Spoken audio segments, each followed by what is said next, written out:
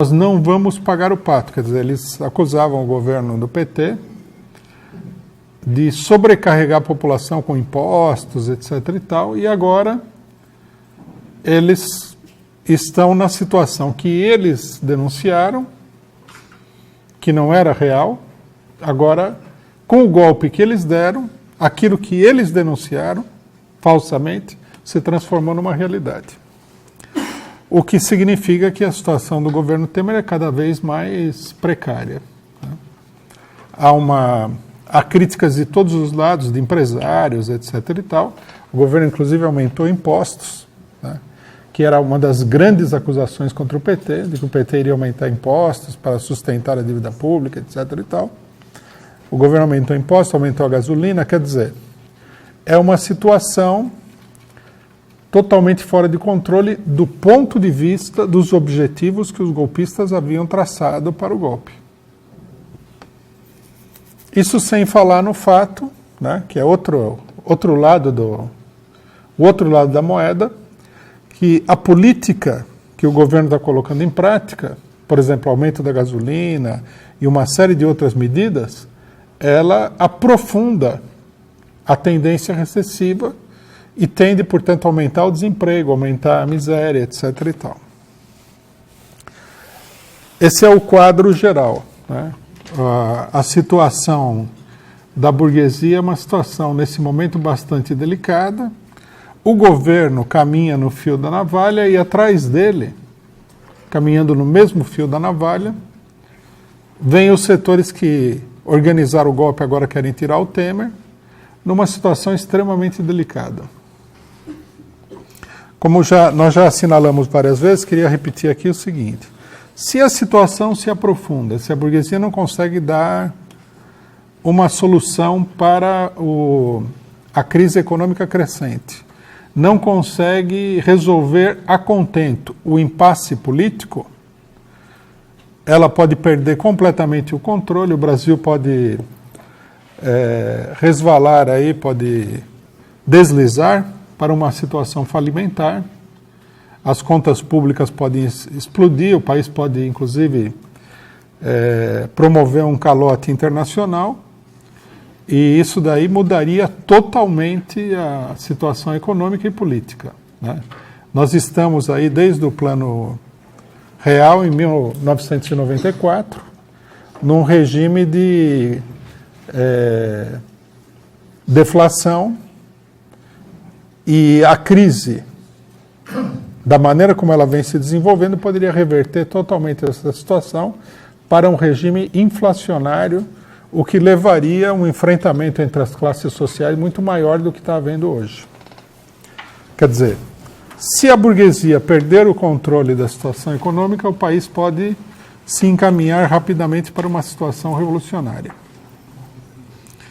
Nós temos que acompanhar isso daí, nós temos que denunciar os ataques contra a população e tudo mais. Bom, um dado importante que eu acho que nós temos que considerar aqui, para entender bem qual é o resultado da política do governo, são as notícias que saíram essa semana sobre o Bolsa Família. Alguns especialistas fizeram uma avaliação de um ano de política do governo Temer e registraram que 1.100.000 pessoas foram excluídos do programa Bolsa Família. O cálculo oficial é que cada pessoa aí, sendo uma renda familiar, represente 3,6 pessoas diferentes. Isso significa que perto de 4 milhões de pessoas foram deslocados aí da situação de mínima renda para renda nenhuma e, portanto, estão ingressando numa situação de insegurança alimentar, como se fala, ou seja, estão caminhando para passar fome. Vejo que isso daí se dá num quadro de recessão profunda, né, com 14 milhões de desempregados formais, que não são essas pessoas, que pressionam também, né, a demanda por trabalho, por meios de subsistência. Então nós podemos ver a realidade da política golpista, que é que ela vai promover, né, uma situação de miserabilidade e de fome sem precedentes no país. Esse é o resultado mais importante, no caso, do golpe. Não custa nada lembrar que o governo FHC, quando ele se encerrou, ele deixou mais de 50 milhões, né, na miséria absoluta, passando fome. 50 milhões de pessoas ameaçadas de morrer de fome. Em todo esse debate que a gente vê na imprensa, que aparece na rede social, esses dados do governo FHC não aparecem nunca. Essa é a política da direita, matar a população de fome. Com a magnitude do ataque do governo Temer contra a população, não é difícil deduzir que essa situação vai chegar a superar exponencialmente a situação que nós tínhamos no governo FHC. Muita gente não viu, né, que durante o governo FHC, organizações privadas começaram a fazer a campanha para combater a fome. Nós denunciávamos isso daí, nós achávamos que era uma iniciativa de adaptação ao governo, porque é uma coisa absolutamente óbvia, que é a obrigação do Estado impedir que a população morra de fome. Você não pode ter um país onde a população vai morrer de fome. Quando o governo Lula entra, né, uma das primeiríssimas medidas que ele toma, e era obrigatória, foi o estabelecimento do programa Fome Zero, que era um programa que se transformou no Bolsa Família, etc. e tal. O governo de direita vai levar essa situação novamente ao ponto em que estava no governo FHC, já está levando, e vai levar adiante, né, daquilo que o governo FHC fez. Bom, dentro do impasse político geral, nós temos que falar um pouquinho aqui do problema Lula, né? Vocês viram que depois da condenação do Lula, o Moro bloqueou todos os bens dele, inclusive a aposentadoria dele. Quer dizer, bloqueou o fundo de aposentadoria, etc. e tal. Bom, para quem não acha que isso é uma perseguição política, fica evidente que se trata de uma perseguição política. Aqui nós não temos uma política de ver qual é a culpabilidade e tal.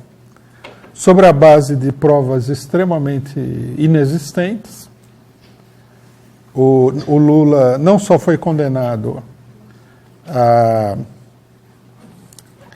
10 anos de prisão, como perdeu todos os direitos políticos, como perdeu todos os bens, foram todos bloqueados. Quer dizer, é reduzir a pessoa, é um esmagamento da pessoa. Né? Nós sabemos aí que nessas condições, uma pessoa normal, não é bem o caso do Lula, ficaria completamente esmagada. Teria condições nenhuma de reagir a nada. Né? Bom, isso daí coloca em evidência o grande problema dos golpistas, que é que eles estão procurando consolidar um regime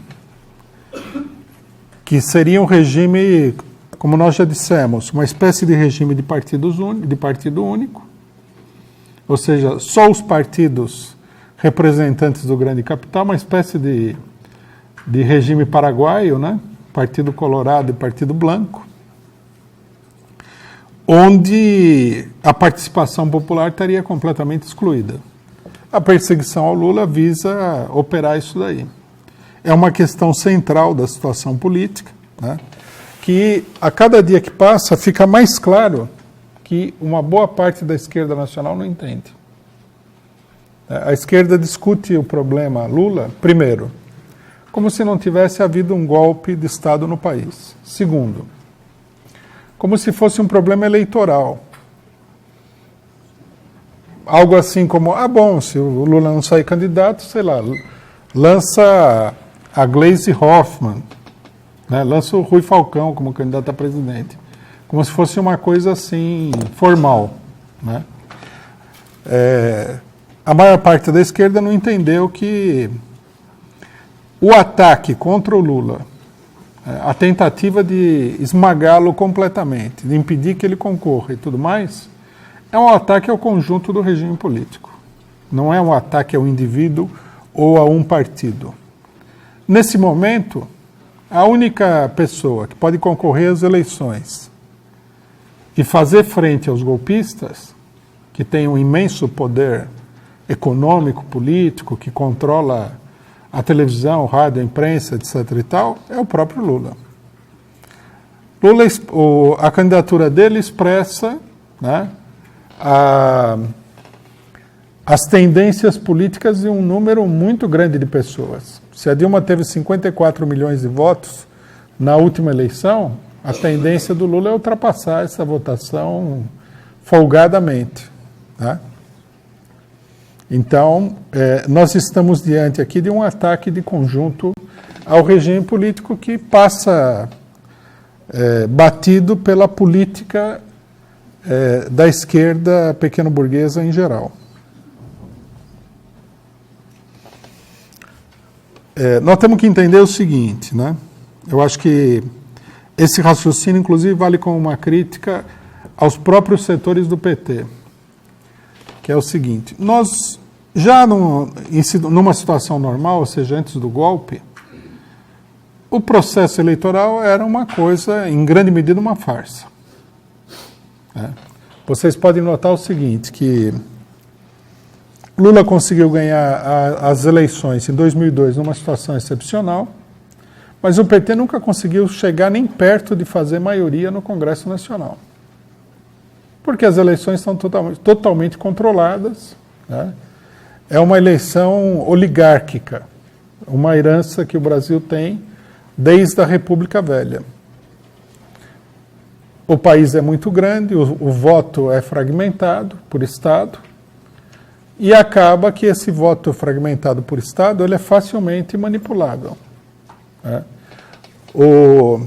Os setores progressistas da população, em cada estado, eles são isolados pelos setores mais atrasados, onde o voto é mais manipulável, onde existe o voto de cabresto, onde existe a compra de votos declarados, onde existe a fraude eleitoral, a corrupção eleitoral da maneira mais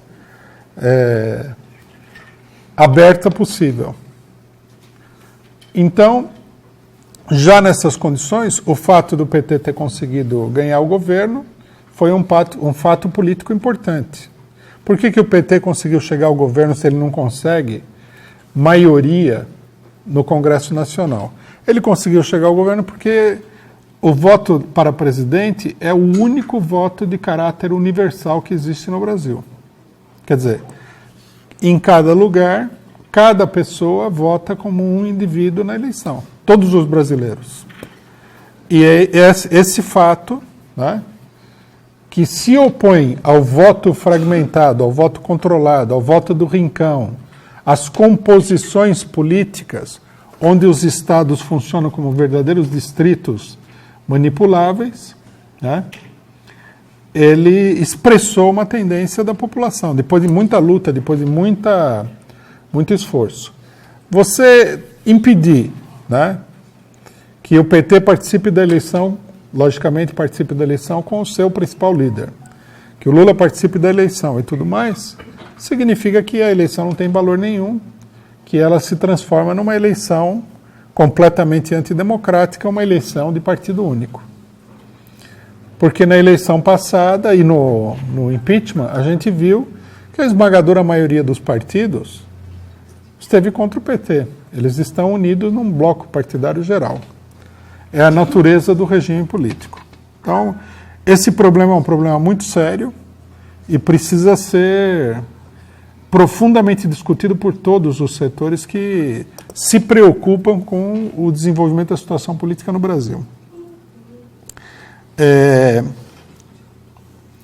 Essa semana nós tivemos atos em todo o país de defesa do Lula. O ato de São Paulo reuniu cerca de 15 mil pessoas, é um excelente resultado, né? E é muito importante chamar a atenção para esses atos, porque esses atos refletem a luta contra o golpe no país. A condenação do Lula, a perseguição ao Lula, é a continuação, é parte integral do golpe.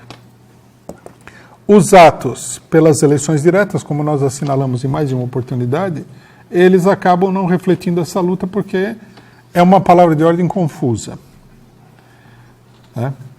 Então, esses atos em defesa do Lula, eles são efetivamente a luta contra o golpe, contra a tentativa de implantação de uma ditadura, e toda a situação política nacional ela gira em torno desse problema fundamental do governo, do poder do Estado, né?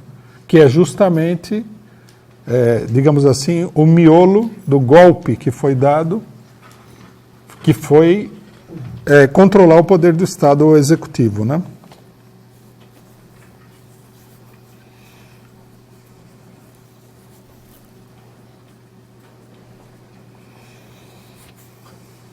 Bom, essa semana aqui, eu acho que nós deveríamos aproveitar para fazer uma discussão sobre um fato que aconteceu essa semana, que é interessante e que revela bem a situação política nacional, que foi uma troca aí de caneladas entre o próprio Lula e a esquerda, né? Lula deu uma entrevista, segundo, eu não assisti a entrevista propriamente dita, mas eu li a transcrição, onde ele falou que o PSOL precisaria governar alguma coisa aí, governar o Rio de Janeiro, né, para deixar de frescura com o PT. Isso daí, não sei, todo mundo já deve ter percebido que você não pode criticar o PSOL. Isso levanta uma onda de histeria nacional aí inacreditável. É evidente que os integrantes do PSOL eles se consideram assim como uma espécie de vaca sagrada da política nacional. Você não pode tocar, é que nem a Índia, né? Na Índia a vaca entra no seu estabelecimento, você não pode enxotar ela, né? Você tem que deixar a vaca sagrada. Eu sinceramente, eu não entendo porquê disso daí, a não ser pelo fato de que os próprios integrantes do PSOL e de outras organizações pequeno-burguesas, eles mesmos se considerem uma vaca sagrada. Então, toda vez que alguém faz qualquer crítica, né, gera aquela histeria extraordinária. É uma coisa, inclusive, muito desagradável de assistir, né? Todo mundo pode ser criticado, menos aquele setorzinho de classe média de esquerda que não quer ser criticado de jeito nenhum. Isso, logicamente, que é uma característica de classe social, da classe média, né? Porque vocês imaginem um operário que não queira ser criticado. Não dá para... O operário, ele só leva na cabeça, desde a hora que ele acorda até a hora que ele vai dormir, né? E nas fábricas, o pessoal, inclusive, tem o hábito de... A pessoa entra na fábrica e eles põem um apelido meio desmoralizante na pessoa, que é para ele não achar que ele é grande coisa, né? Como o apelido é meio que assim, lembre-se que você é um mero operário, você entendeu? Não seja gostoso. Não queira ser gostoso demais. Mas a classe média não é assim. A classe média, ela quer ser, né, cultuada, ela quer que o pessoal jogue confete, ela quer elogios. Então, as pessoas de classe média, o que eles são? Eles são profissionais liberais. Então, se você critica o profissional liberal, você está atrapalhando até o negócio dele, né? Se você critica o professor universitário, você está atrapalhando o comércio dele como professor universitário. Então, você não pode criticar. Porque o fundamento do poder econômico das classes médias seria, na imaginação dessas pessoas, a sua capacidade individual. E se a capacidade individual é questionada, a pessoa ficaria sem nada. Essa, logicamente, que é uma ilusão, porque todas as classes sociais, elas nada mais são do que diversos graus de acumulação de riqueza, né? Então, a classe média é classe média não porque ela seja composta de pessoas extraordinárias, que na realidade é bem o contrário o caso, mas porque ela está numa determinada fase de acumulação de riqueza. Superior à da classe operária, que não tem nada, e inferior à da burguesia, que tem muito. Ela está numa fase intermediária. Então, aquele pouquinho, a pessoa pensa, né, que é a imagem dela, é a capacidade individual, o brilhantismo, o talento, etc. e tal, o que é uma bobagem, né? Por exemplo, você pode ter muito talento para ser, sei lá, ator de novela, mas você nunca vai ser ator de novela se não fizer parte do grupinho que controla lá o negócio. O talento não tem nada a ver, tanto que eu faço questão de não assistir a novela, porque eu acho que é meio degradante como manifestação cultural. Mas o pouco que eu vi, não se justifica ali que a escolha seja por talento individual. Então, o PSOL não pode ser criticado, porque é um típico partido de classe média, pequeno burguês, e se você critica, como é que você vai fazer? O Lula pode ser criticado, né? Tanto que chove lama em cima do Lula o tempo todo. Já criticaram ele por ser analfabeto, por isso, por aquilo, por aquele outro. Já o PSOL não pode criticar. E aí surgiu o debate. Seria bom que a gente esclarecesse um pouquinho o conteúdo do debate, né, independentemente das pretensões dos militantes do PSOL. Primeiro, eu queria dizer que o Lula está certo. O PSOL ele é um partido que se esconde de trás do fato de que ele não tem que administrar nada, não tem que assumir responsabilidade por nada. É um grupo de parlamentares que faz discurso. A grande vantagem de você só fazer discurso, qual que é? Né? Não tem aquela expressão que fala que o papel aceita tudo? Você pode escrever o que você quiser? Bom, também o ouvido das pessoas também. É uma espécie de pinico, aceita tudo. Você pode falar o que você quiser. Não precisa comprovar nada. O que você vai fazer? O cidadão sobe lá e critica um e defende outro, e fala isso e fala aquilo, é tudo palavras, né? Palavras, palavras, palavras, palavras, e nada em conexão com a realidade. Por exemplo, eu vi muita gente falando aí que o PSOL se opôs ao golpe. Mentira. Nós participamos de toda a campanha contra o golpe e ninguém nunca viu o PSOL nessa campanha. O que aconteceu é que o seguinte, numa determinada hora, teve que votar a favor ou contra o impeachment. Aí o pessoal foi lá e votou contra, porque ficava muito feio votar a favor. Mas eles, na verdade, foram a favor do golpe o tempo todo. Eles são a favor da Lava Jato. Eles sempre foram os mais entusiasmados na campanha contra a corrupção. É tudo demagogia política. Demagogia quer dizer, eles estão jogando para as arquibancadas, né? Para receber aplauso da torcida, não para ganhar o jogo nem nada parecido. Essa que é a realidade do PSOL. Nesse sentido, o Lula está certo porque muita gente acha que é melhor apoiar o PSOL do que o PT, porque acredita que o PSOL teria alguma mágica aí para ter uma política melhor do que a do PT no governo. É uma ilusão. Se a política do PT no governo foi ruim, a do PSOL seria ou igualmente ruim ou pior. Melhor é difícil que seja. E até, num certo sentido, a gente já viu o PSOL no governo. O PSOL ganhou a prefeitura de Macapá, no Amapá, uma prefeitura pequena, né, mas é uma capital. E rapidamente ele se transformou num partido ligado à direita no estado do Amapá. Quer dizer, revelou-se, né, porque ele já estava ligado à direita. No Rio de Janeiro eles não ganharam a eleição, mas eles foram apoiados pela Globo e pelo eleitorado, que seria o eleitorado do PSDB. Se eles ganhassem a eleição, o governo deles seria ainda mais direitista do que o governo do PT. Quer dizer, o Lula está certo, ele fala, o pessoal fica aqui criticando o PT porque não tem responsabilidade nenhuma. A realidade é que eles não têm responsabilidade nenhuma com nada, eles não têm responsabilidade nem com a política direitista, que é a política deles, nem com a política revolucionária, que eles dão a entender para muita gente que eles vão fazer, mas que eles não vão fazer. Então, nesse sentido, a queixa do PSOL não vale nada, né? Eu concordo com o Lula, eu queria ver o pessoal governar, eu estava torcendo para que o Marcelo Freixo ganhasse a Prefeitura do Rio de Janeiro, porque já iria esclarecer muita coisa aí, né? A hora que o cidadão entrasse com assessores neoliberais, que ele já tinha, já ficaria claro. Agora, como eles não ganharam a eleição, não fica claro qual é a política. E se existe alguma coisa importante para a evolução da classe operária, é a clareza. A política do PT, ela é clara, né?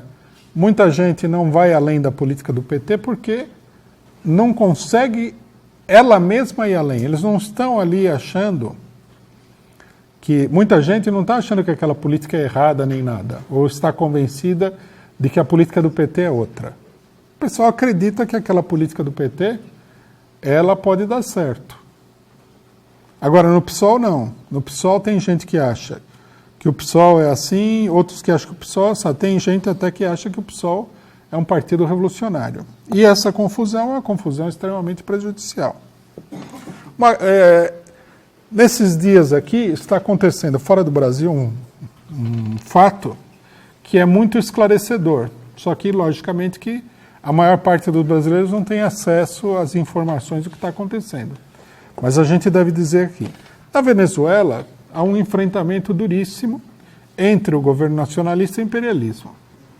Tudo isso que aparece todos os dias nos jornais é isso daí, né? Quando a Rede Globo fala o povo venezuelano, vocês têm que traduzir por o imperialismo norte-americano. Se tem mais povo ou menos povo contra o governo, isso aí é de importância secundária, porque o que há aí é um enorme investimento, né?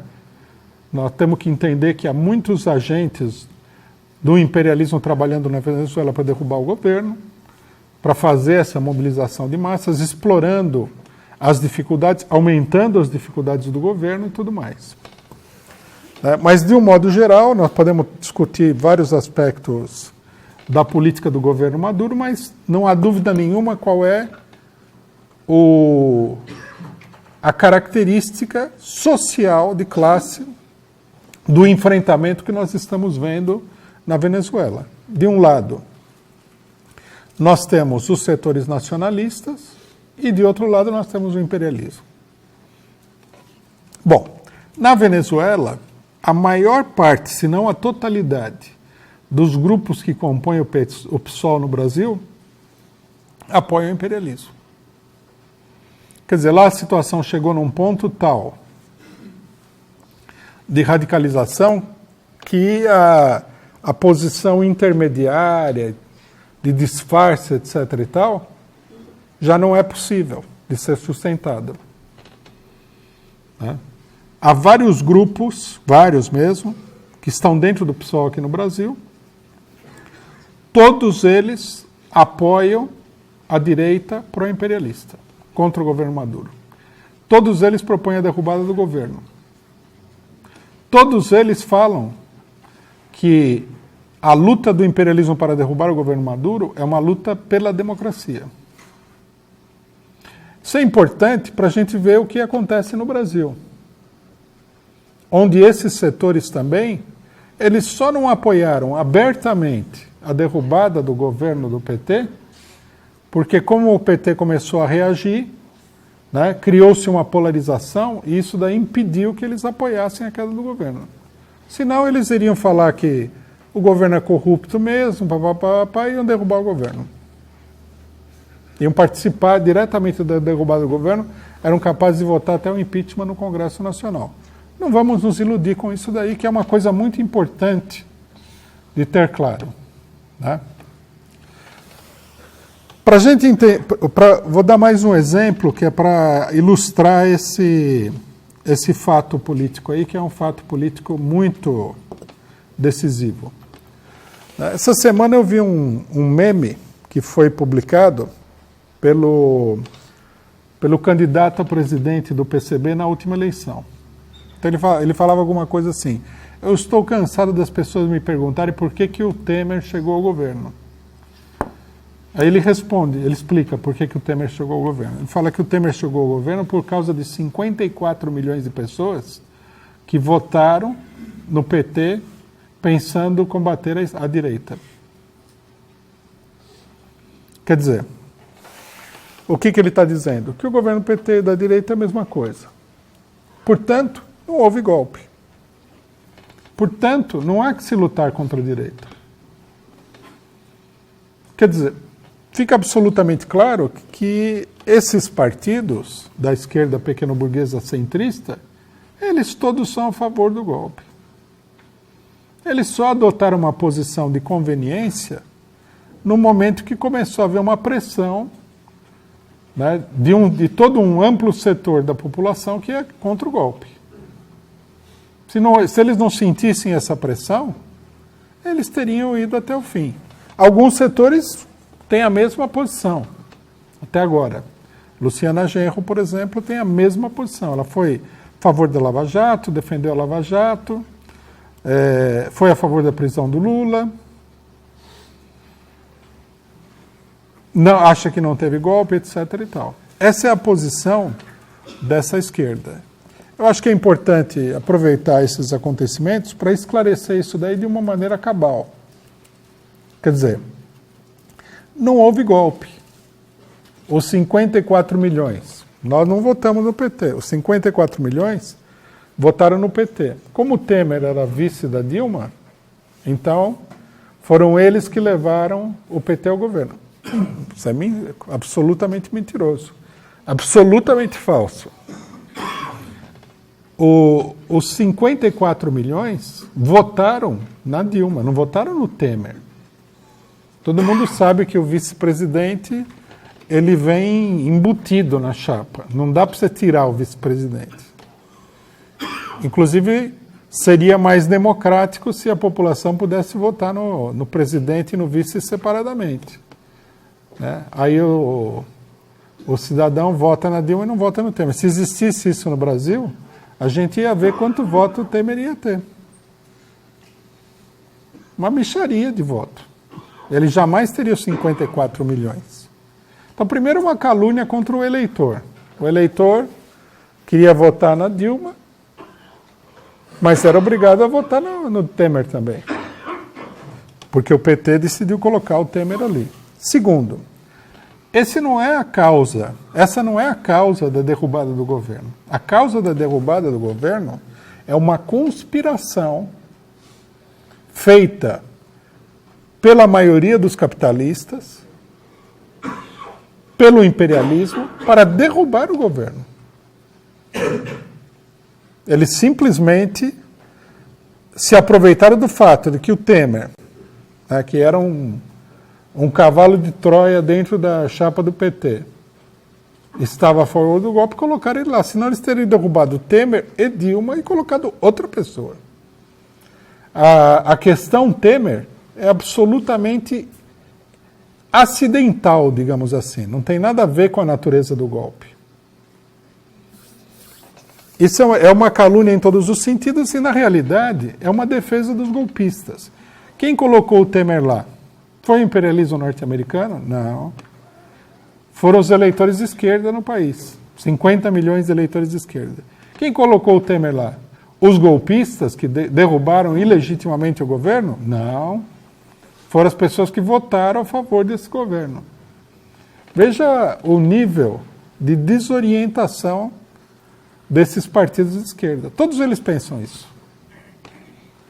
Todos eles acham isso daí. Nós do PCO, logicamente, nós não votamos na Dilma, nem no primeiro nem no segundo turno. Agora, nós achamos que a aliança do PT com o PMDB era uma coisa grotesca. Não fomos favoráveis a nada disso. Agora, uma vez que você tem um movimento golpista, você tem que se colocar a favor ou contra o golpe. Esse é o problema-chave. Você tem que ter uma política clara, você tem que ter uma definição política. Você não pode agora ocultar o golpe, ocultar a participação do imperialismo. Você não pode ocultar as consequências do golpe, né? Porque na hora que começou a se... No primeiro momento todo mundo falou que falar em golpe era loucura. Mas na hora que começou a se delinear o problema do golpe, disseram que não tem importância isso aí de golpe, porque é tudo a mesma coisa. Que o que a Dilma está fazendo, o próximo governo vai fazer. Qualquer pessoa minimamente sensata, mesmo que seja contra o governo do PT, mesmo contra, mas desde que seja sensata, minimamente honesta, tem que falar que são coisas absolutamente diferentes. O golpe, ele desencadeou, né, como ato político, como movimento político, um ataque sem precedentes à classe trabalhadora brasileira. E aqui é importante que a gente diga o seguinte: todos esses setores, do PSOL, PCB, PSTU, etc., eles não querem assumir a responsabilidade, mas eles são responsáveis pelo que está acontecendo. Isso é importante que se diga claramente, em alto e bom som. Quem não lutou contra o golpe, quem falou, pode ficar tranquilo, fica em casa, fica feliz em casa, assiste televisão, porque a hora que o Temer subir, não será nada diferente do que já temos aí. Quem falou isso daí, tapou os olhos dos trabalhadores para o que estava acontecendo. Desestimulou qualquer reação ao que está acontecendo hoje. É ou não é? Se você tem uma demissão numa fábrica, aí vem um cidadão e fala assim, não vamos, essa demissão vai ser pequenininha, tá? Não vamos fazer nada. Aí demite metade da fábrica. Esse cidadão, no mínimo, ele pode não ser o autor da demissão, porque não foi ele que demitiu, mas no mínimo, ele é cúmplice do que aconteceu ou não? Ele é cúmplice. Então, quando o Mauriás e o pessoal do PSOL falam essas coisas, nós temos que dizer o seguinte: quem colocou o Temer lá foi o golpe.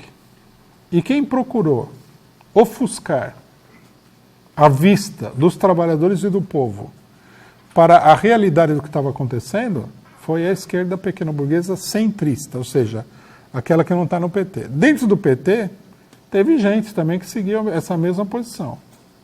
Mas o único setor que reagiu foi o PT. Outra coisa importante: ao mesmo tempo que a maior parte da esquerda, que está dentro do PSOL, apoia a direita na Venezuela, recentemente, no Foro de São Paulo, o PT assumiu posição oficial em defesa do regime Maduro. Isso aqui é importante pelo seguinte, né? Eu acho que nós, enquanto partido, as pessoas todas que acompanham a situação, têm que sistematicamente fazer uma avaliação de como as forças políticas se distribuem no tabuleiro político geral.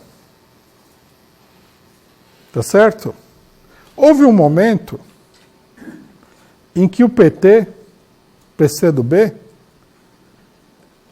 eles, dentro das organizações operárias mais importantes e tudo mais, eles formavam a ala direita. Eles apoiavam o governo, eles não queriam lutar contra o governo uma série de coisas. Nós vimos isso no Correio, nós vimos isso aí nos bancários, nos bancos oficiais, nós vimos isso daí nos petroleiros. Né? Então você tinha aí, normalmente nós analisávamos assim, nós PCO somos a ala esquerda, PCB, PSTU, toda essa confusão ambulante aí, era o centro, porque eles ficavam sistematicamente apoiando a política do PT, que eles condenam agora, e o PT-PCdoB ela era a ala direita. Isso onde não havia força sindical, essa coisa toda.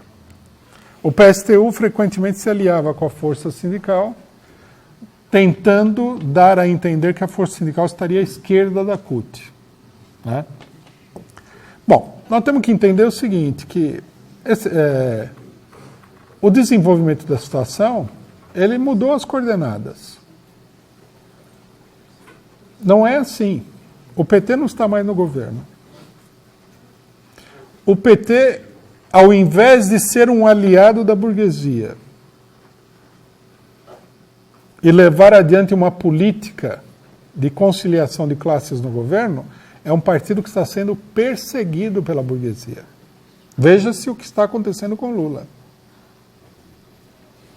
Quer dizer, mudou totalmente a situação. E esses partidos aqui, eles estão mais próximos da direita e do golpe, que eles apoiaram de uma maneira confusa, do que da esquerda que luta contra o golpe. E o caso da Venezuela meio que oferece assim uma fotografia clara da disposição de forças. Na Venezuela não há a menor dúvida. O PT está à esquerda e esses setores estão à direita. Nós temos que entender que isso também é uma realidade no Brasil. Não é uma realidade apenas na Venezuela. A situação modificou-se. Logicamente que alguém aí vai falar, mas o PT deixou de ser um partido que concilia com a burguesia? Não. O PT, se ele chegar ao governo, vai fazer A, B, C, D, F? Não sei. Não sei porque já, se você falar aqui que o que o PT vai fazer no governo, já você está dando um cheque em branco para o PT, quando ninguém sabe o que o PT vai fazer no governo. O PT pode fazer um governo mais esquerdista? Pode. Pode fazer um governo mais direitista? Pode. Há muitas incógnitas. Há muita coisa que a gente pode criticar. Mas, nesse momento, o que a gente vê é o seguinte. O PT, até pela sua própria natureza, se mobiliza contra a perseguição do Lula na Lava Jato. Alguém pode falar, é parcial, precisaria... Tudo bem, mas ele pelo menos se mobiliza, a esquerda não. O PT se mobiliza de uma maneira confusa contra o golpe. A esquerda nem acha que tem golpe. Então nós temos que reorganizar a nossa compreensão do quadro político.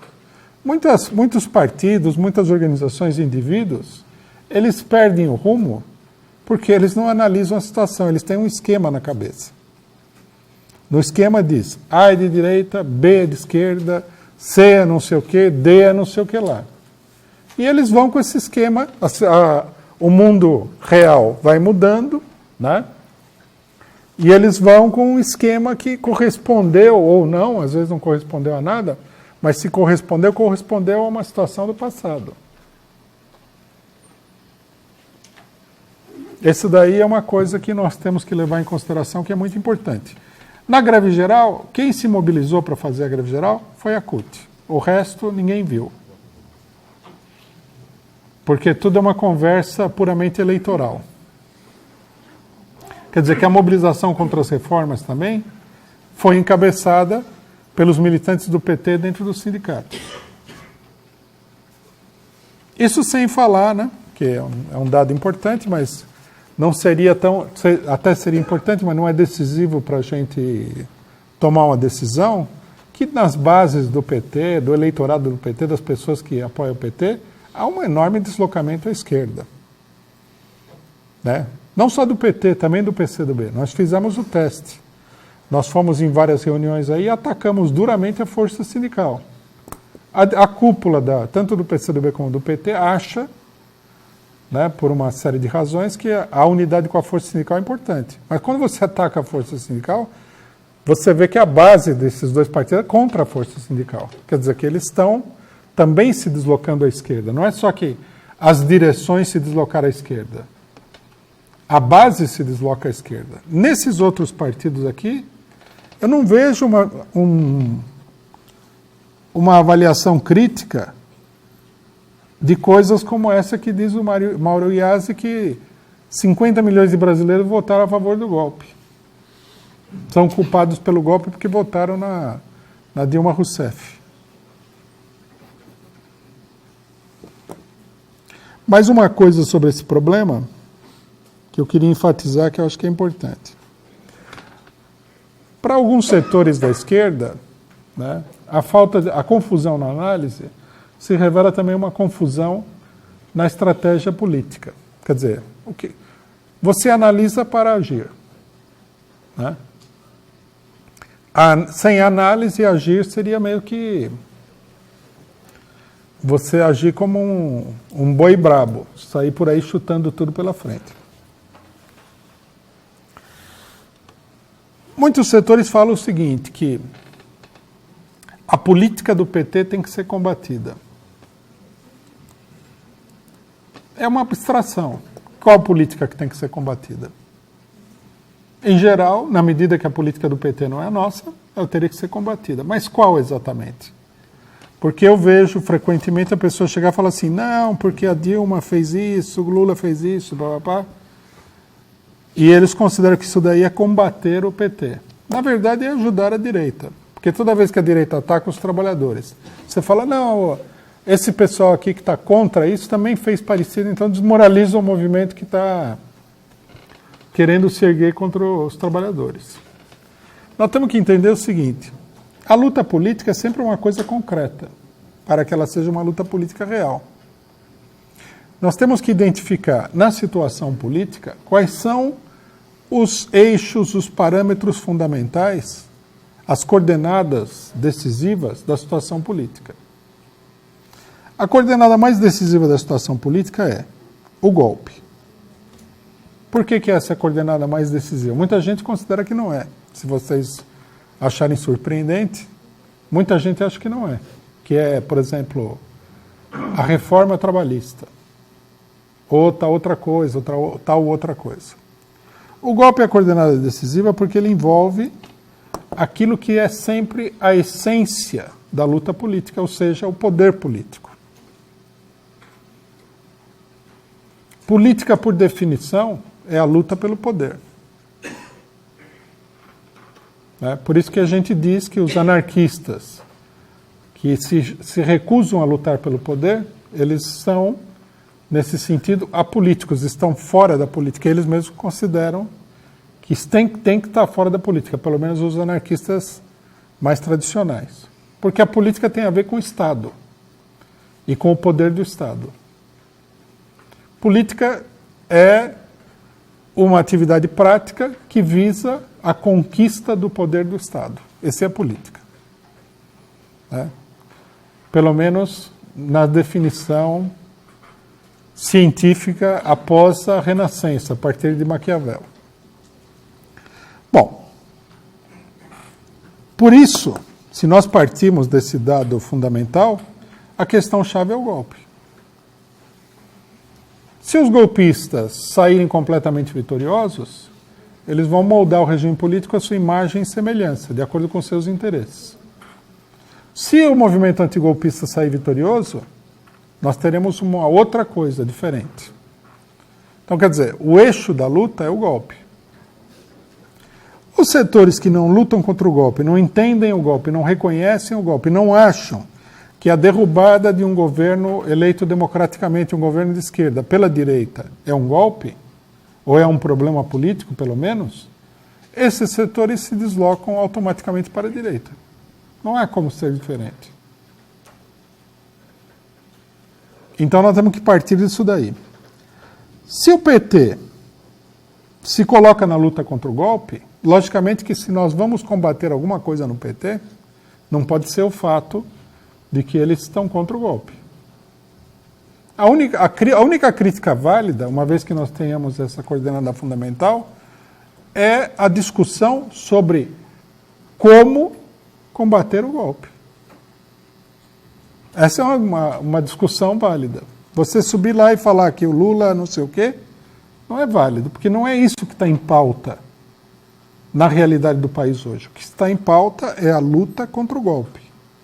Se o PT, por exemplo, na semana passada alguém perguntou, falou que o Lula tinha dito que não ia revogar as medidas do Temer, né?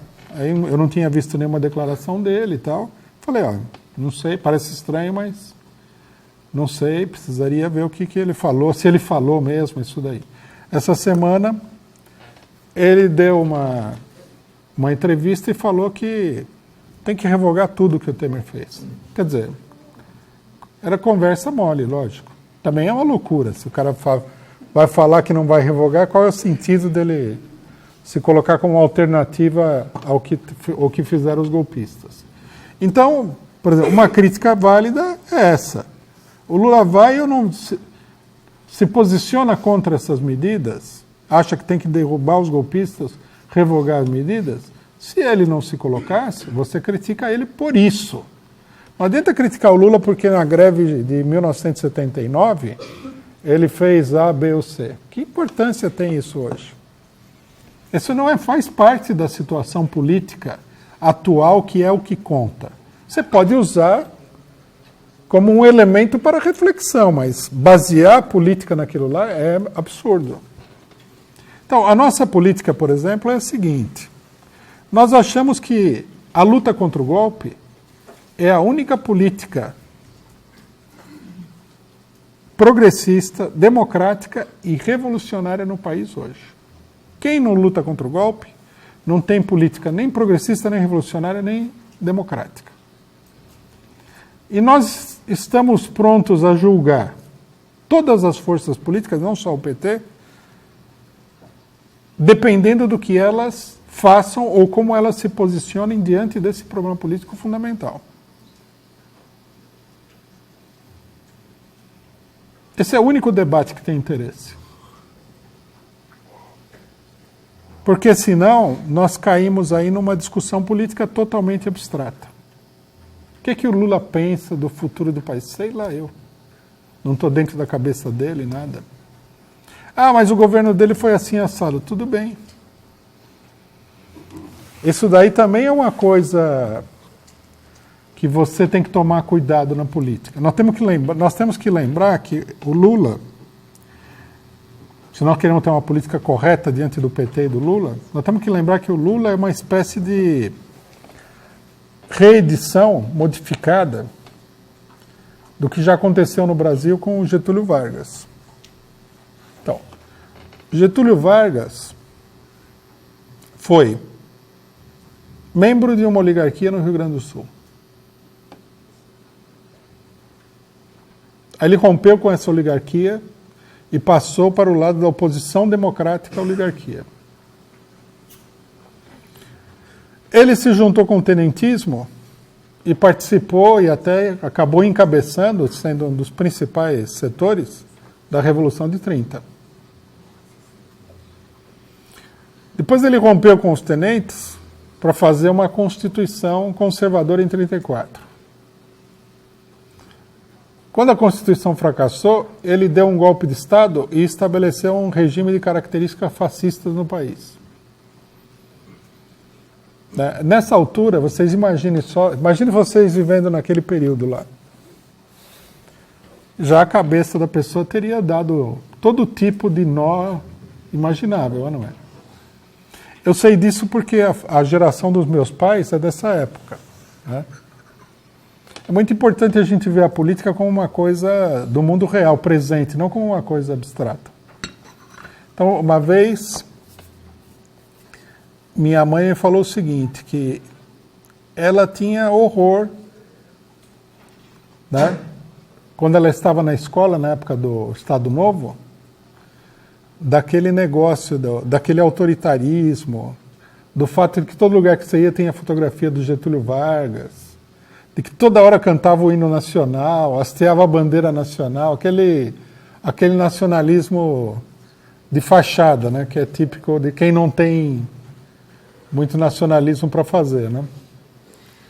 Então, quando acabou a ditadura, uma boa parte da esquerda era antivarguista e acabou caindo na armadilha da direita.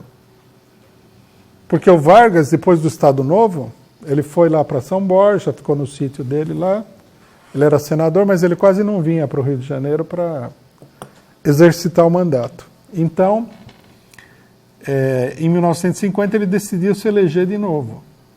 Então, teve gente que falou assim, precisamos impedir essa ditadura de novo e tal, aquela coisa toda. Mas a situação já tinha mudado. O Vargas ele não era candidato a uma ditadura. Ele era candidato a fazer o governo mais democrático que o Brasil já tinha conhecido até aquele momento.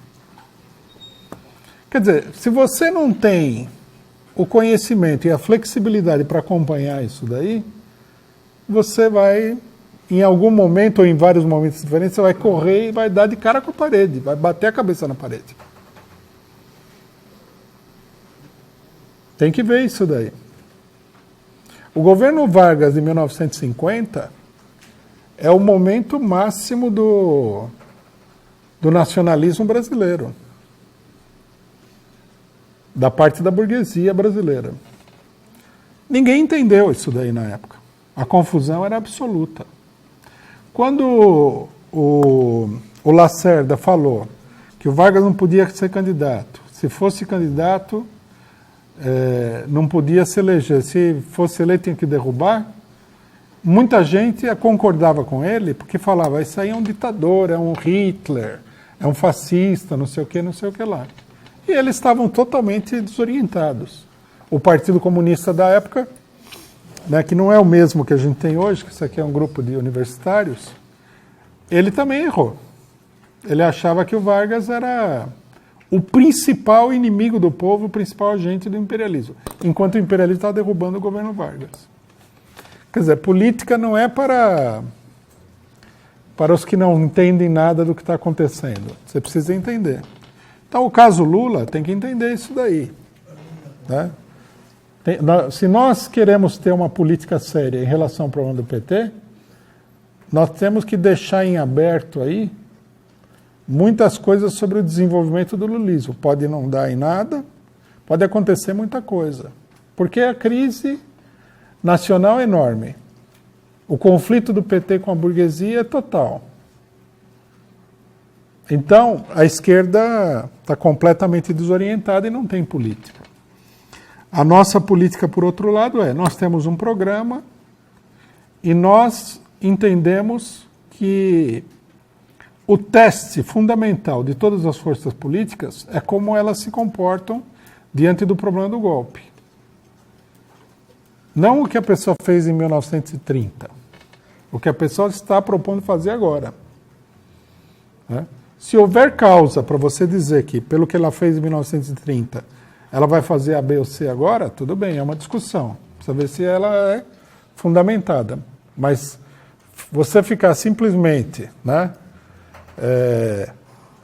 revolvendo a terra do cemitério lá e desenterrando os mortos, essa aí não é política. Né?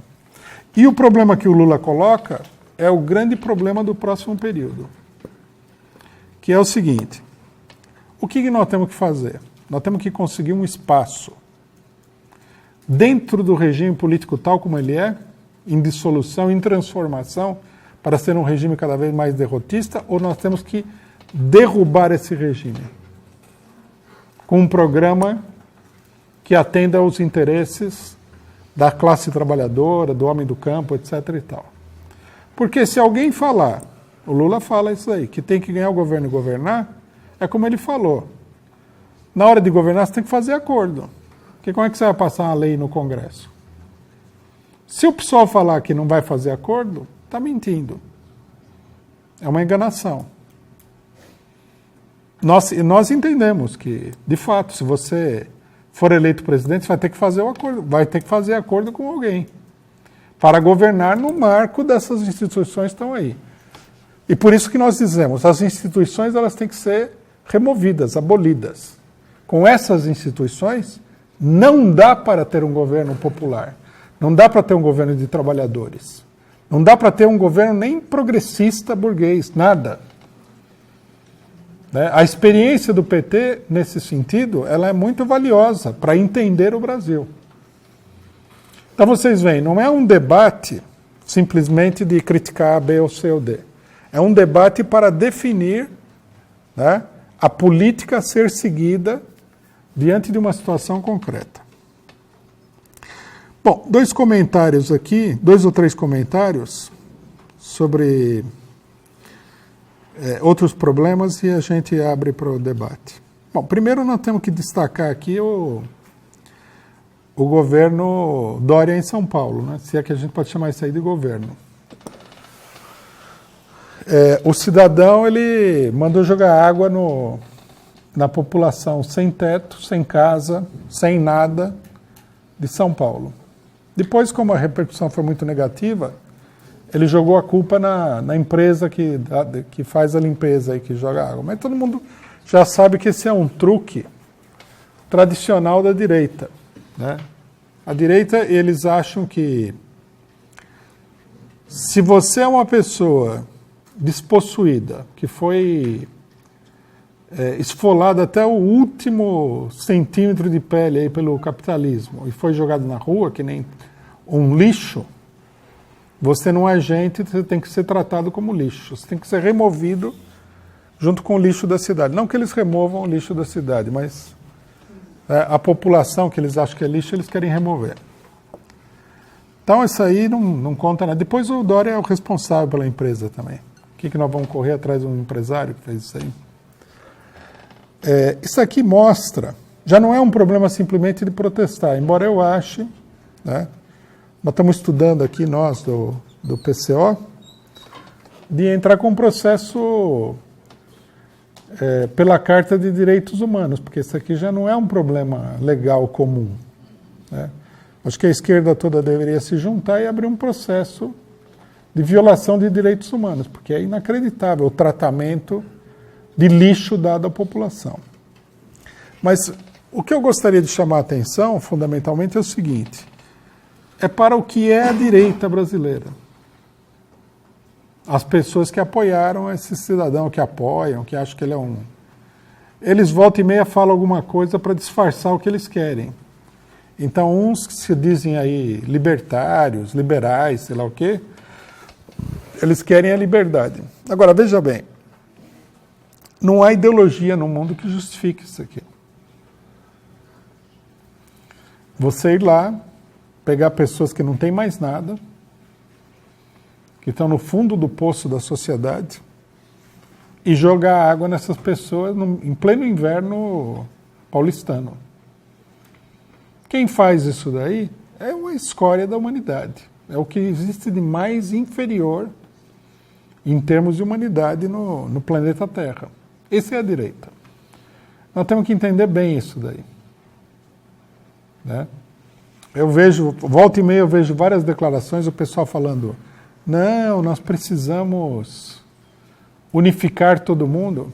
Veja, se alguém tem o gosto de se unificar com essa escória, faça bom proveito. Da nossa parte, nós não queremos ter nada a ver com isso daí. Isso aí é um inimigo total, não só da classe operária, da população pobre, como de tudo que é decente e humano no mundo. Então nós temos que entender, valorizar essas coisas que acontecem.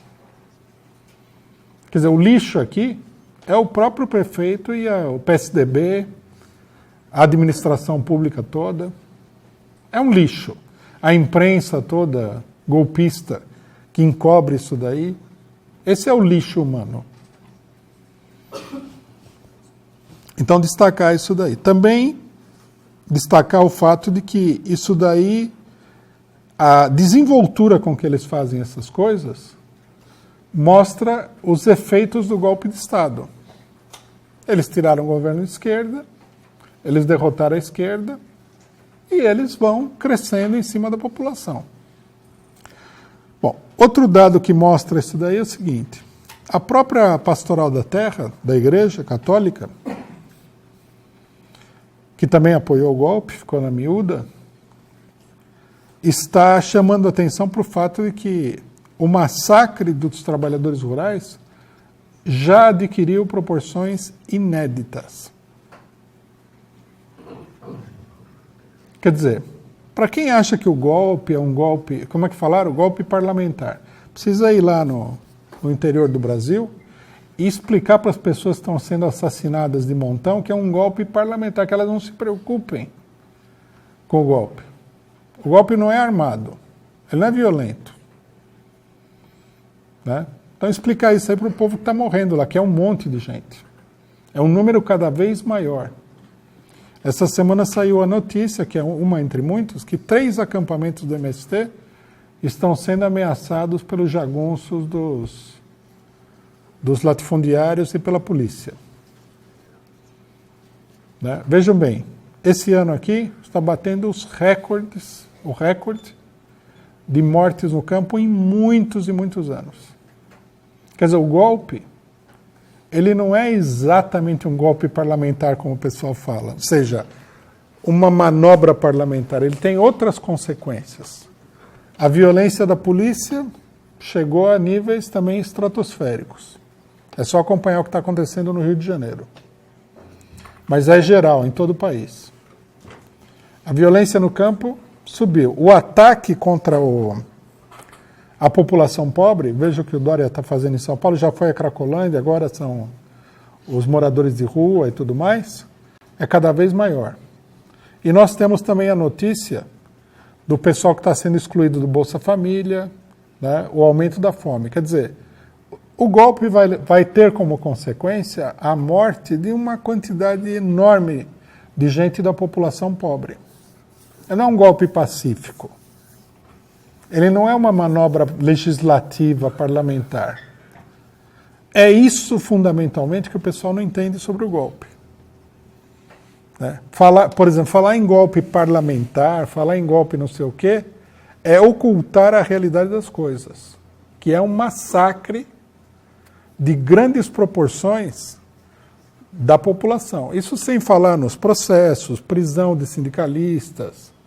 E agora com a reforma trabalhista e tudo, e à medida que esse governo ele consiga se sustentar minimamente, o outro governo, nós vamos ver também o desmantelamento dos sindicatos. Porque nós já tínhamos visto isso daí no governo do PT. Né? No segundo governo Lula, se não me engano, o Lula teve a ideia sinistra de colocar a força sindical no controle do Ministério do Trabalho, que novamente eles estão controlando. E a força sindical se sentiu empolgada naquele momento para criar mais de 200 sindicatos fantasmas para derrubar os sindicatos existentes. Eles não conseguiram porque, isso é uma coisa que muito pouca gente viu, mas num belo dia o pessoal da CUT se comunicou e falou que no centro de São Paulo eles estavam formando mais de 50 sindicatos num único prédio. Tudo na base da canetada. E esses sindicatos iam tirar o poder legal de vários sindicatos que existem em São Paulo. Aí, diante da situação, os militantes da CUT de São Paulo se juntaram, aí umas 300 pessoas, né, arrumaram um pedacinho de pau assim convincente e foram lá para impedir isso daí, o que realmente impediu. Agora, imagine agora, como é que vai ser? Porque o governo está com eles, o judiciário totalmente. O presidente do TSE é da Opus Dei. Ministério, os sindicatos cultistas não têm poder nenhum. Eles vão começar um desmantelamento geral dos sindicatos. Eu acho que a pregação daqueles que falam que não tem golpe, que não tem nada, uns falam inclusive o seguinte, não é só que não tem golpe, que a direita não é uma ameaça. Eles falam assim, não tem ofensiva da direita. Como é que pode ser isso daí? Bom, para terminar, companheiros, eu acho que é muito importante nesse momento, diante da condenação do Lula, diante da campanha que nós estamos fazendo em torno da anulação do impeachment, o fortalecimento dos comitês de luta contra o golpe. Nós formamos aí uma série de comitês que têm sido importantes na campanha, mas eu acho que nós temos que passar para um estágio superior, nós temos que formar mais comitês, nós temos que alargar esses comitês, dar a esses comitês uma maior participação de pessoas e começar a produzir materiais, porque nós temos que ir à rua na luta contra o governo, porque caso contrário, na luta contra os golpistas, porque caso contrário, não vamos conseguir reverter a situação.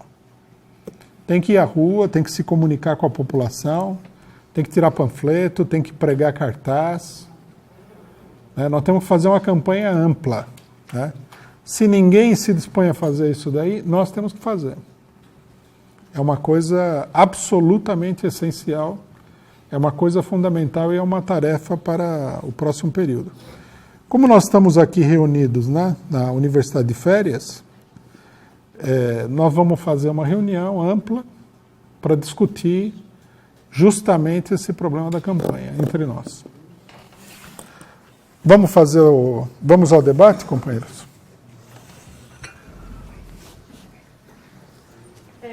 Bom, primeiro reforçar o que o Rui já falou. A gente tem aqui está direto de Jundiaí, onde está começando a 40ª Universidade de Férias. Eu estou com algumas perguntas que a gente teve que selecionar da internet em função do avanço do horário, inclusive porque hoje, a partir das 18 horas, aqui no canal Causa Operária TV, no YouTube, a gente vai transmitir a primeira aula do curso sobre a história da Revolução Russa. Então, por conta do horário, do avançado da hora, que a aula vai ser às 18, a gente teve que selecionar algumas perguntas que eu vou começar a apresentar aqui, então. A gente selecionou em 3 blocos. Vou fazer o primeiro bloco, que são 3 perguntas. O Gilberto Souza pergunta: como Lula teria um grande número de votos se a direita canalha está destruindo a imagem dele e a maioria das pessoas por onde ando justamente falam mal do Lula por causa desses ataques? Bom, aqui eu acho que é uma confusão, né? Se existe uma coisa que dá prestígio para uma liderança popular, são os ataques à direita. A direita ela é desagradável para a maioria da população. Por mais que ela faça marketing, contrate aí gente para fazer vídeo e tudo mais, contrate gente na internet para fazer campanha, no final das contas, ela é extremamente desagradável.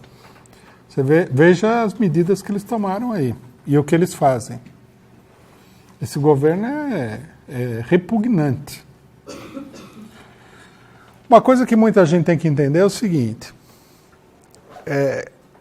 quem ataca também diz muita coisa sobre quem está sendo atacado.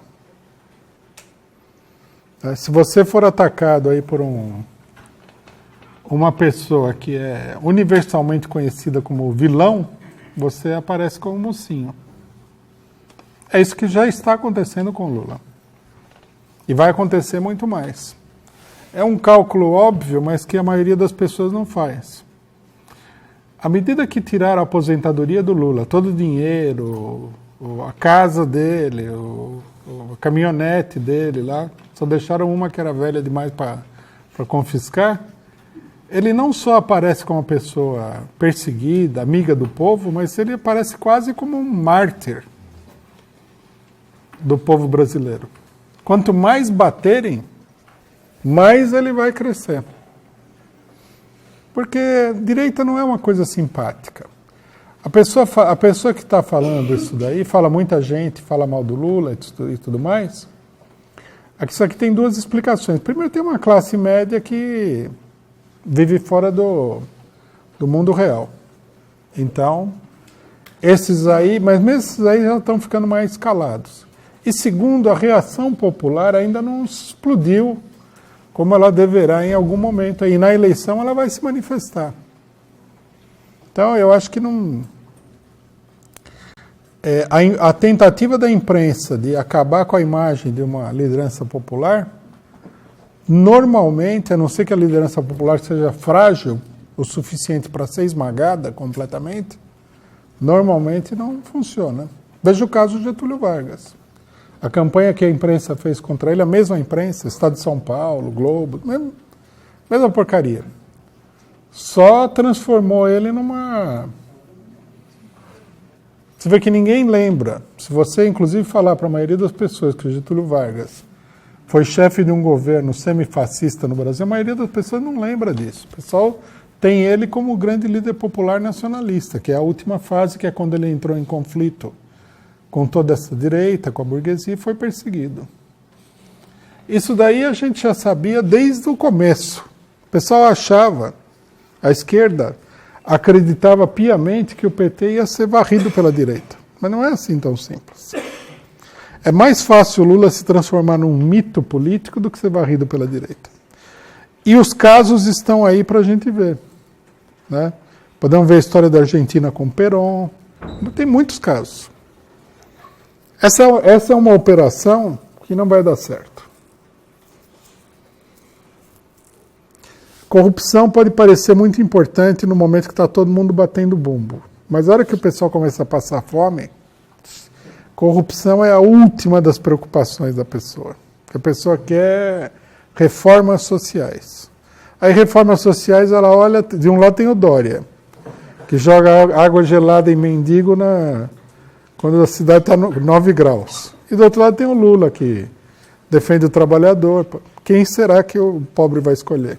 Vai falar, não, eu prefiro morrer de fome, gelado, do que aceitar a corrupção. Isso daí nós temos que entender, nunca demais repetir. É uma maluquice de classe média. É uma maluquice de classe média, essa obsessão com o problema da corrupção. E a direita, que não é boba, ela manipula isso daí assim com perfeição, né? Apesar de que, como a gente está vendo, não existe nada mais corrupto no universo do que a direita internacional. Né? A corrupção deles não é uma corrupção comum. É uma corrupção em escala quase sobrenatural, né? Outro companheiro pergunta. A queda de Temer não pode ser ainda pior à medida que entra Maia e ele sinalizou que substituiria Meirelles por Armínio Fraga? Isso aí prova a tese de que tudo que está ruim pode ficar pior, né? Tem uma tese como essa. Você nunca deve dizer, não, está tão ruim que não pode piorar. Não, sempre pode piorar. E está aí a prova, né? Rodrigo Maia e Armínio Fraga, em vez de Michel Temer e Meirelles. Não, sem dúvida nenhuma que é isso que está em jogo, que está em andamento. A derrubada do Temer está sendo feita pela direita. A direita não quer o Temer porque... Eu não vou explicar isso aqui de novo, que é meio demorado, mas resumidamente, os compromissos políticos dele não permitem fazer aquilo que eles querem, que é acabar com toda a distribuição de renda no país, seja para a burguesia, seja para a classe operária, e transformar o Brasil assim num deserto econômico, né? Mas eles vão atrás disso daí, porque nós temos que lembrar, não é um problema de maldade. Está em jogo a sobrevivência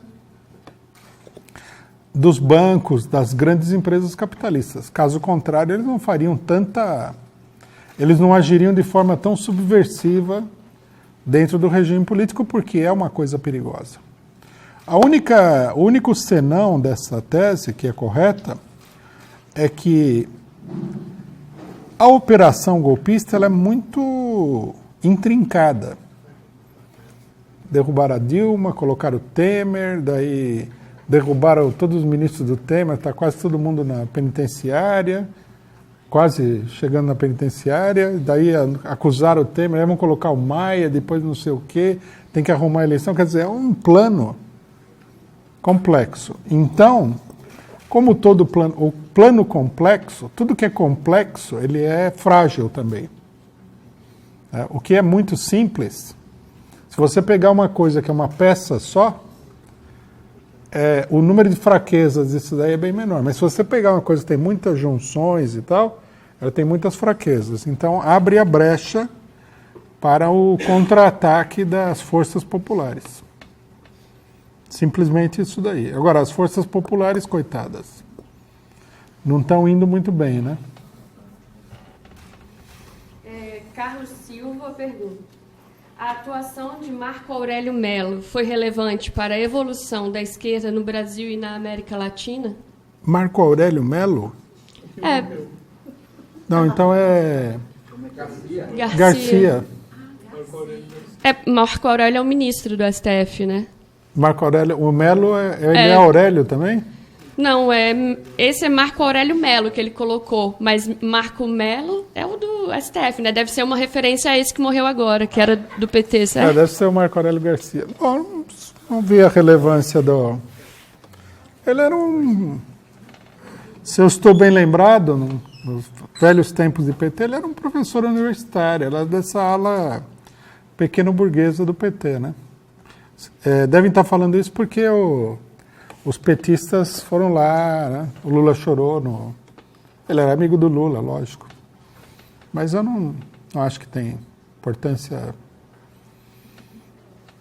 Nenhuma importância maior, não. A não ser que ele fez parte de todo o setor pequeno-burguês que dominou o PT a partir de um determinado momento, né? Próxima pergunta tem a ver com o que você falou na pergunta anterior, que você respondeu. É da Sol Alves, e ela fala: você defende muito a CUT, porém ela, junto com a UNE e o MST, se quisessem, colocariam no mínimo 50 mil pessoas nas ruas. A CUT, o MST e a UNE abandonaram Lula? A CUT, o MST e a UNE fazem corpo mole desde o começo. Já era para terem organizado um levante, mais greve geral, já teria dado tempo de organizar uma grande mobilização. E, sob sua lógica, se PSOL ajudou o golpe, essas instâncias também capitularam. E aí, complemento.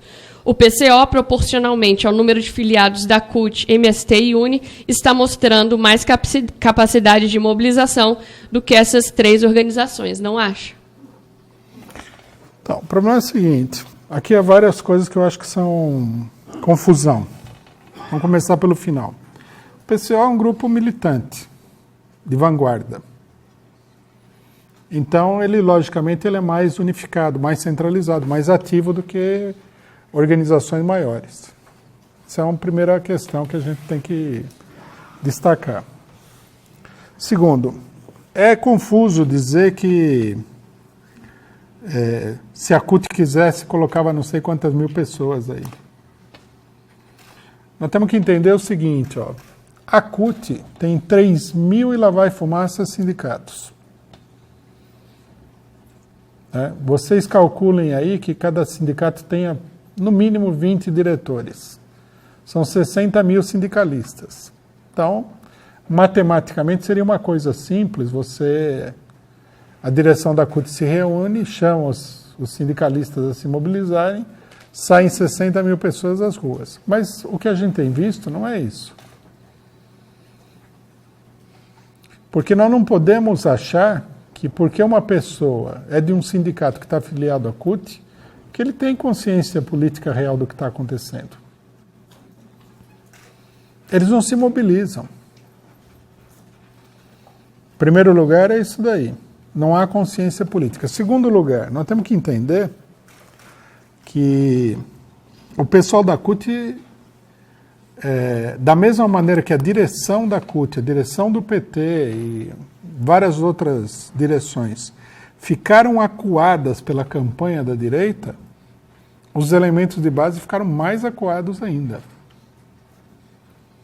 Nós estivemos aqui recentemente, semana passada, nós estivemos numa reunião dos Correios.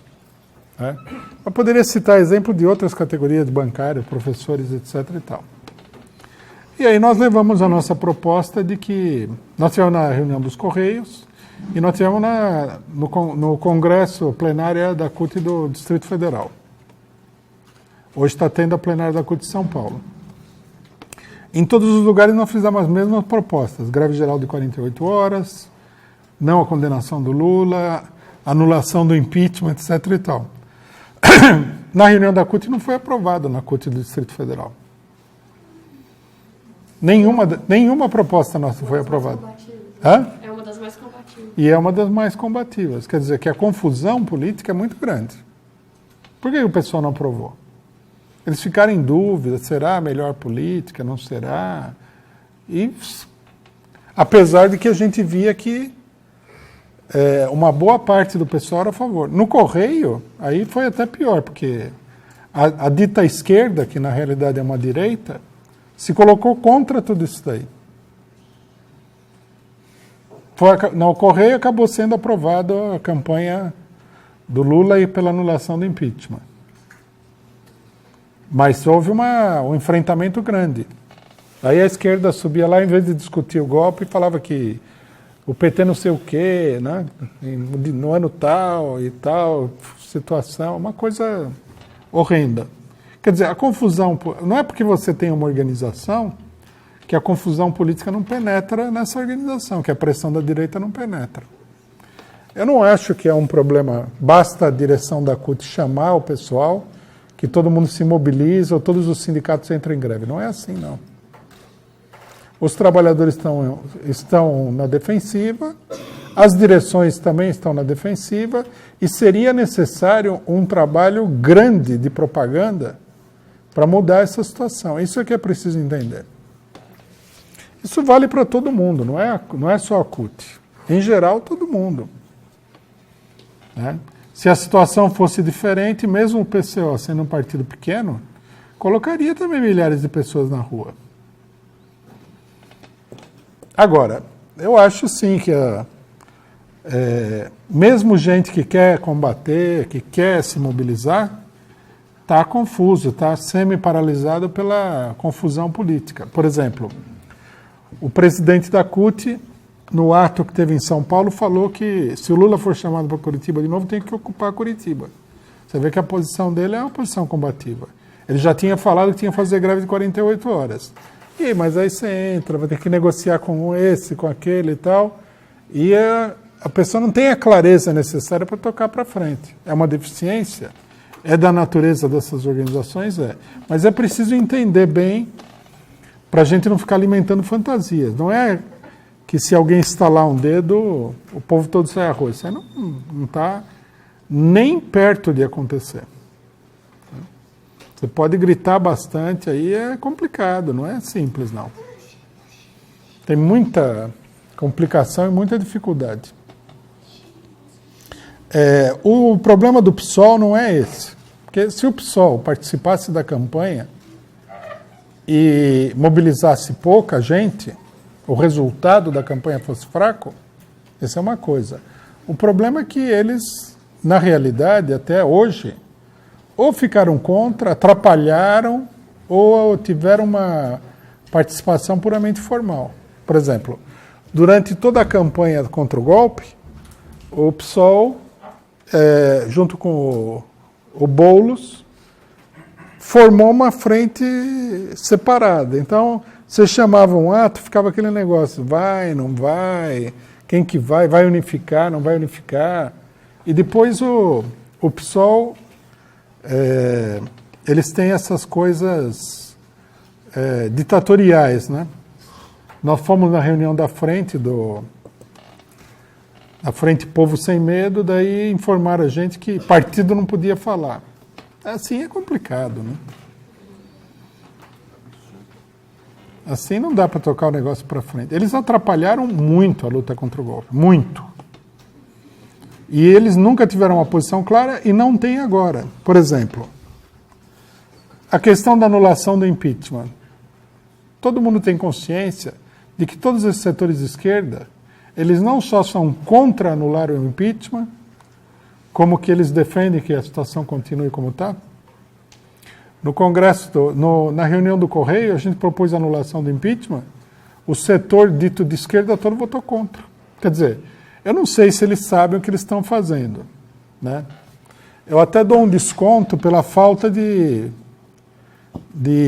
inteligência do pessoal, né? Mas quando você vota contra a anulação do impeachment, você se coloca a favor da continuidade do governo Temer. Aí um falou, não, mas o governo da Dilma foi ruim. Bom, mas daí que foi ruim. Porque foi ruim, nós temos que apoiar o imperialismo norte-americano à direita para derrubar o governo. É um negócio louco. Então, quer dizer, a esquerda não é que ela não mobiliza. A posição política dela é errada. É golpista, na verdade. Bom, a gente vai para o terceiro bloco. São 3 perguntas. Eu vou fazer a primeira e juntar as outras 2 últimas, que são sobre a Venezuela. Essa primeira é do Márcio Costa. Como o imperialismo se relaciona com grandes empresas de países, ele chama periféricos? A Ambev, sendo uma das maiores empresas do mundo, tem capacidade semelhante a empresas de outros países? A Ambev é uma empresa imperialista, né? A Ambev não é uma empresa brasileira. A Ambev faz parte de um grupo internacional, que é o grupo belga que tem essa famosa cerveja Stella Artois. A sede mundial do grupo fica na Bélgica. A parte brasileira foi incorporada. E os brasileiros seriam assim como uns sócios menores e tal. Agora, como é que o imperialismo se relaciona com essas empresas? Se o imperialismo não conseguir absorver e destruir essas empresas, absorver e diluir a empresa, digamos assim, como eles estão fazendo com a Ambev, o que eles vão fazer é destruir a empresa. Sempre fizeram isso daí. É a história do imperialismo mundial, é isso. E as 2 últimas são sobre a Venezuela. Maduro tem apoio das Forças Armadas. Então, por que não prendem os direitistas pró-imperialistas golpistas? E acabam, por outro lado, soltando o líder golpista venezuelano. E a outra pergunta é um pedido para que você comente a crise política e a ofensiva do ponto de vista do Tribunal Paralelo, o plebiscito que foi feito pela oposição e as manifestações. Aí é que está o problema, né? Aí é que cabe a crítica. Porque o governo, na realidade, a Venezuela está expressando bem o impasse dos governos nacionalistas. A quase totalidade da burguesia venezuelana se voltou contra o governo, com o apoio do imperialismo. Então, o natural seria, até por motivos políticos, confiscar as empresas da burguesia venezuelana. Quer dizer, quebrar o poder econômico da burguesia para quebrar o seu poder político. Só que, lógico, o governo Maduro, que é um governo cuja base também é a burguesia, mesmo que ele evoluísse, num certo sentido ele evolui, ele tem medo de romper com todo o capitalismo internacional. Basta você ver o que aconteceu com Cuba, por exemplo. O que acontece com a Coreia do Norte. Os países que rompem com o capitalismo, eles têm que enfrentar uma situação muito dura. Depois também se você fizer isso daí, você vai ter que mobilizar a classe operária. Isso aí pode desmanchar toda a estrutura do chavismo, que uma parte pode estar com a classe operária, outra parte não. Então, quer dizer, é uma situação complexa. Um partido como o Partido Socialista do Maduro tem muita dificuldade de levar isso aí adiante. Né? Se um partido revolucionário na Venezuela deveria levantar um programa claro. Né? Expropriar a burguesia, chamar a Constituição. Eles têm essa constituinte deles é uma constituinte meio popular, baseada em eleições diversas. Teria que chamar a formação de organizações dos próprios trabalhadores.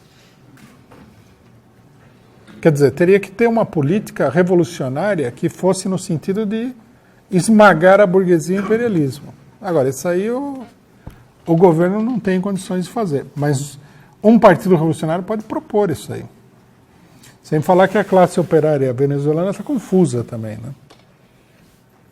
Você vê que toda a esquerda que é ligada aos setores de esquerda do PSOL estão apoiando a direita lá. Essas coisas aí do tribunal, plebiscito e tudo mais, isso aí é toda a campanha da direita, né? A direita quer acabar com o governo Maduro e com o governo chavista, e não é de hoje. E a situação fica cada vez mais delicada. Se as massas não intervierem amplamente no processo, o governo vai acabar sendo esmagado. O fato dele ter as Forças Armadas não garante que ele é capaz de fazer tudo o que ele queira. Mas vamos ver o que acontece, né? A situação é fluida também na Venezuela, mas é fluida num sentido internacional. Agora, o problema-chave para nós é que nós temos que defender a Venezuela contra a intervenção imperialista que está se formando. Não é difícil que, no marco do que está acontecendo, haja uma intervenção direta do imperialismo. Isso aí tem sido discutido, tem sido aventado, cogitado e tal, já faz tempo. Nós temos que nos colocar totalmente contra. Bom, eu quero, já indo para o encerramento, agradecer já quem está aqui para a Universidade de Férias do PCO, participando dessa análise política desse sábado, dia 22 de julho, e dizer que a gente não conseguiu fazer todas as perguntas, mas a razão disso é muito boa para quem está acompanhando a gente pela internet. Aqui às 18 horas, aqui pelo Causa Operária TV, vai ser transmitida a primeira aula do curso sobre a Revolução Russa, que é o tema, o curso principal aqui da nossa Universidade de Férias.